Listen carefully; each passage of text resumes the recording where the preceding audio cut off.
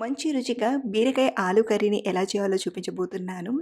ముందుగా ఒక చిన్న మిక్సీ గిన్నెలోకి 2, 3 టీ స్పూన్ల పుట్నాల పప్పుని, 2 టీ స్పూన్ల కొబ్బరి ముక్కల్ని, అర టీ స్పూన్ జీలకర్ర, 1 టీ స్పూన్ ధనియాలు, 3, 4 వెల్లుల్లిపాయలని తీసుకొని మెత్తగా గ్రైండ్ చేసి ఒక ప్లేట్‌లోకి తీసుకొని రెడీగా పక్కనుంచేయండి.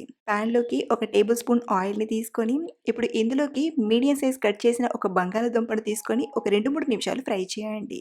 2 నిమిషాల తర్వాత పావు కిలో కట్ చేసిన బీరకాయ ముక్కల్ని కూడా తీసుకొని మరో 2, 3 నిమిషాలు ఫ్రై చేయండి.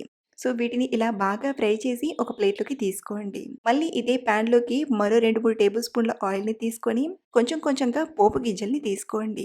2 పచ్చిమిరపకాయ ముక్కల్ని, కొంచెం కరివేపాకుని తీసుకొని లైట్‌గా ఫ్రై చేసి ఇందులోనే ఒకటి కట్ చేసిన ఉల్లిపాయని తీసుకొని ఫ్రై చేయండి. పావు టీ స్పూన్ పసుపుని తీసుకొని ఒకసారి బాగా కలిపి గ్రైండ్ చేసిన టమాటా ప్యూరీని తీసుకొని ఫ్రై అయ్యాక 1:30 టీ స్పూన్ కారం, రుచికి సరిపడా ఉప్పు, అర టీ స్పూన్ గరం మసాలా పొడిని, గ్రైండ్ చేసిన పప్పు పొడిని తీసుకొని కలపండి. ఇప్పుడు గ్రేవీకి సరిపడా నీళ్లను తీసుకొని ఉడకడం స్టార్ట్ అయ్యేంత వరకు ఉడికించండి. ఇలా తుకతుక ఉడుకుతున్నప్పుడు మనం ఫ్రై చేసిన బీరకాయ, ఆలు ముక్కల్ని తీసుకొని చక్కగా ఉడికేంత వరకు బాగా ఉడికించండి. చివర్లో కొంచెం కొత్తిమీరాకును వేసి స్టవ్ ఆఫ్ చేయడమే. అంతే, ఎంతో టేస్టీగా బీరకాయ ఆలు కర్రీ తయారైపోయింది.